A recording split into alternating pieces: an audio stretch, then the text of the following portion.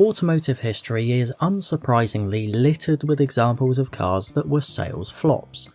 Their respective manufacturers may have held countless board meetings and poured in millions upon millions for research and development, but when all is said and done, that won't guarantee sales. The late 1990s and early 2000s produced some of the most famous examples of this kind of niche automotive failure. The Pontiac Aztek, the Chevrolet SSR and the Lincoln Blackwood, to name but a few. And in retrospect, we can look back at these cars and see that they all had certain traits in common. They are all dorky looking niche fillers that no one really asked for. Another thing that they had in common is that they all happened to be American, but that was unintentional, so let's look at one final example. The Volkswagen Phaeton. That car was arguably the poster child for the notion that a near limitless budget and equal amounts of ambition do not a sales success make. No one wanted an uber luxury limo that looked like a Passat, just like no one wanted a tarted up pickup truck in the case of the Lincoln Blackwood that I mentioned earlier in this intro that's really getting quite convoluted now. Look, I'll wrap it up. The final unifying factor between these cars is that their manufacturers at least had the good sense not to repeat their mistakes. Sure, the Phaeton soldiered on into a second generation, but that was more out of spite and hubris than anything else. So, what have we learned so far? The public don't like buying niche cars that they didn't ask for, and they certainly don't like paying over the odds for that weirdness under the guise of luxury. Which brings us where else but to the French. Just got franced. Share this with your friends to totally France them. Because during those golden years of weird niche cars in the late 90s and the early 2000s, Renault were in a class of one. They decided to learn all their lessons the hard way by defying all these rules we've spoken about multiple times over.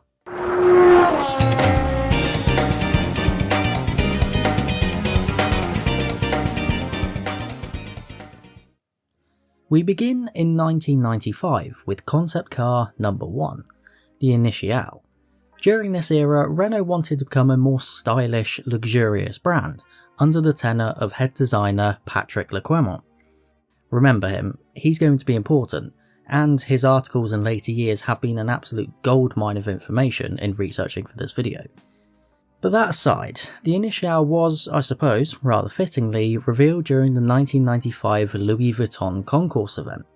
And naturally, the Initiale came with its own bespoke luxury luggage set, made by the aforementioned purveyor of overpriced handbags. The car styling was intended to channel the likes of the late great Facel Vega, as well as Renault's own 40 CV of the 1920s. The design was certainly distinctive, but even more surprising is what could be found under the bonnet. Power came courtesy of a detuned version of the 3.5 litre V10 used in the Williams FW17. In this application, the front-mounted engine sent just under 400 horsepower to all four wheels via a 6-speed automatic gearbox. Seems a bit antithetical to the car's luxury billing, but of course that engine wouldn't actually make it to any production car. It was exotic and excessive in equal measure, and I guess that was the point. If you want to see another video on an F1 powered concept car from the 1990s, check out this video I did recently on the Isuzu Como. The Initiale was later shown at the 1995 Frankfurt Motor Show, where it would attract the attention of Bruno Sacco, the then head designer at Mercedes-Benz, and later the whole Mercedes board would take interest. So much so that reportedly Renault's concept actually inspired a future Mercedes design, although exactly what is unknown. Perhaps the closest match would be the first generation CLS, a car that, it must be said, has aged very well. Then again, it could have also been the R-Class, another fully fledged member in our pantheon of niche automotive failures. Anyway, Mercedes would end up going as far as to offer Lequemont a job, which he turned down, writing that he simply preferred Paris to Stuttgart. Fair enough, but our man Patrick did have it pretty good at Renault back then, managing to wangle a great deal of influence and, crucially, autonomy. Instead of reporting to the manufacturing department, his design team, now twice the size than before, would report directly to the CEO. That team would be busy too, as Lecourmont wanted Renault's concept cars to start making real statements, rather than the strictly function over form prototypes of the brand's past. They were lining up the Initiale, or something like it, to replace Renault's then current executive car, the much more conventional Safran. And in a way, it did, as in 1998, it morphed into concept car number 2, the Vel Satis, no space. A name you may recognise from the production car that sort of spawned, but we'll get to that. And, indeed, it's fairly easy to see the lineage between the three, but the Vel Satis concept is the odd one out in one respect. It was a coupe. Still, make no mistake, this was no sporty car.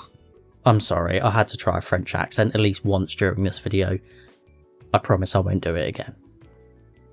Anyway, despite it being a coupe, the design team were eager for it to adhere to the new principles of what a French luxury car should be. It should be light and spacious, and as much unlike the drab, sober, monolithic Germans as possible. The Vel Satis concept was a pretty large vehicle, at just under 4.9 metres in length, meaning space would not be at a premium on the inside. Speaking of which, access to the interior was gained from doors that were almost 2 metres long all by themselves, the largest ever fitted to a car. They were also made out of carbon fibre and opened electro-hydraulically for typical concept car drama. Other fanciful touches included a sliding tray above the glove box that contained a keyboard and mouse to operate a PC, and specially designed seat headrests to allow passengers to more comfortably sleep off their typical French boozy lunch while travelling in the vehicle. The engine this time would be much more conventional, however, with Renault's newly developed 3-litre V6 residing under the bonnet, producing a modest 210 horsepower. The Vel Satis concept also held a special significance for Renault, as the car was actually created to celebrate the manufacturer's centenary. Designers were sent away to draw inspiration from the fashion and architecture of cities like London, Milan, and of course, Paris. In an era where Lecourmont was worried about car design becoming too homogenised, he insisted the Vel Satis must exude Frenchness and serve as an imaginary bridge between the company's past and where it wanted to go, all wrapped up in one singular metal box. In short, expectations were high. And in the end, the design that was settled on was almost missed entirely. These sketches, displayed on boards much smaller than those that the main proposals had been presented on, were spotted by Lecourmont just as he was leaving the room. These designs, penned by... I'm not even going to bother butchering his name. That guy. His designs would go on to shape Renault's design hugely over the coming years. In particular, the plump derrière of the Vel Satis concept would go on to be a defining feature of the second generation Megane. So much so that the car's whole advertising campaign revolved around its dump truck. I see you, baby, shaking that ass, shaking that ass. But in all seriousness, that car was a huge hit for Renault, selling over 3 million units worldwide. Strangely enough though, one car that the Vel Satis concept styling influenced less was the Vel Satis. Writing in multiple retrospective articles, Patrick made his feelings very clear on the Vel Satis with a space. I quote, "The name became subject of theft, which results today in memories spontaneously linked to an unfortunately proportioned 5-door sedan, which happens to bear the same name. It seems his way with the written word is just as vivid as the designs of the cars he presided over. And for the avoidance of any doubt, he also called the production Vel Satis gross." Speaking of, that car would hardly turn out to be a success. While it was apparently good enough to cart around the French president, it didn't seem to resonate with the public. It was awkward in every sense of the word, a slightly too tall, part hatchback, part saloon that didn't drive all that well and as a result sold even worse. That's not to say Renault weren't trying though.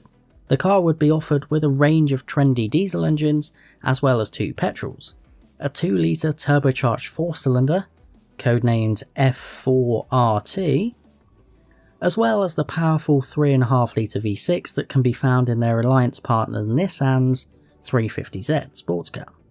The VelSatis was also one of the first cars ever to receive a 5-star safety rating from Euro NCAP, and its adaptive cruise control was pioneering technology at the time. However, that technology came at great expense. The VelSatis cost over €500 million to develop, despite sharing its platform with other Renault products. In order to recoup that cost, Renault really needed the VelSatis to interrupt the German-dominated executive car market.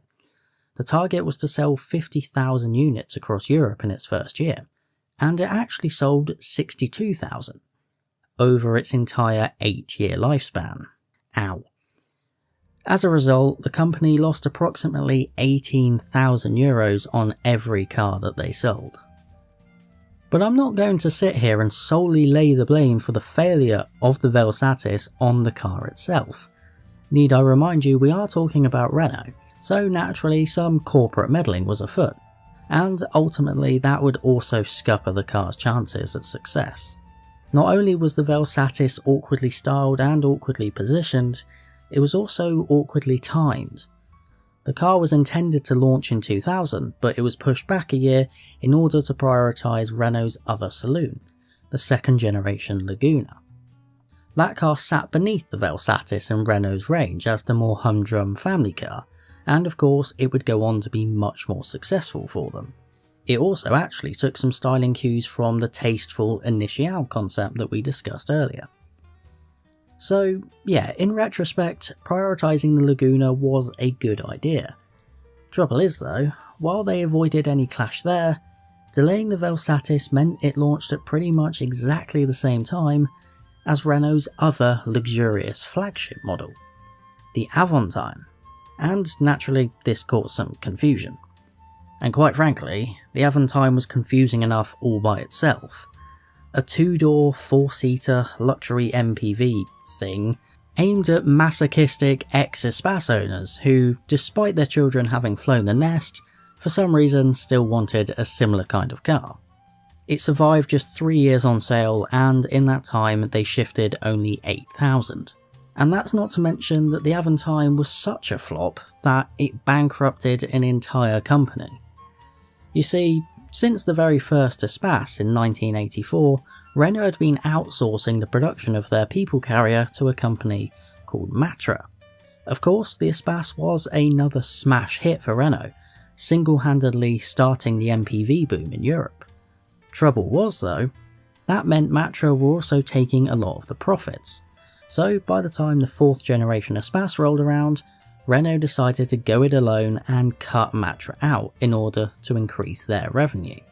And at that point, Matra relied heavily on income from the Espace. So now all their hopes rested on the Espace-based Avantime. And now we know how that went. Matra went the way of the dodo before the Avantime was even taken off sale. So, on paper, that looks like a victory for the VelSatis. Sure, neither car come out smelling of roses, but the facts are that the VelSatis comprehensively outsold the Avantime and lasted longer on the market, being given a slight facelift around the time that the Avantime was killed off. However, it's time to don our hindsight goggles once again and apply a bit of subjectivity to this equation, because I bet you more likely remember the Avantime than you do the VelSatis. Nowadays, Renault's heavy-doored, flimsy-dashed coupe MPV has gained a cult fanbase, one that showed up in their droves to celebrate the car's 10th anniversary. In Coventry of all places. While it was still an abject failure, I imagine the people behind it, including the likes of Patrick Lecourmont, are more at peace with that compared to the fate that the VelSatis suffered. It was a much more pure expression of what its designers wanted it to be. The Avantime was also previewed by a concept a couple years before its launch. And you're looking at it right now. It remained virtually unchanged from the concept to the time it rolled off the production line. It was free from the same corporate meddling and penny-pinching focus group-led butchery and bureaucracy that have watered down far too many brilliant concepts over the years, including some of Renault's own. As such, the Avantime was able to retain its esoteric charm and is now actually remembered rather fondly. So I guess that just goes to show what I said at the top of the video. Plenty of cars fail. But to paraphrase George Orwell, while all were equal, some were more equal than others. And to paraphrase George Russell's animated twin Woody, while none of these cars flew, some, like the Avantime, fell with style. I reeled off plenty of cars earlier that were abject failures in a commercial sense, but I deliberately wasn't being entirely fair.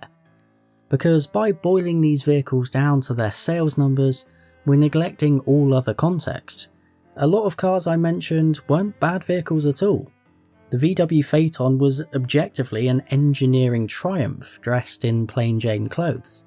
The Pontiac Aztek actually had the right idea and preceded the crossover boom. It just happened to look like an angry toaster. I even think the Lincoln Blackwood would have been received better now that there's a proper market for luxury pickups. Although, yeah, alright, it did kind of suck. The point is though, the car world is a better place because these vehicles existed. It may have taken time for them to be appreciated, if ever at all, but someone had to go out on a limb and try these things to pave the path of possibility. And this doesn't just apply to cars. Look, I know I'm rambling.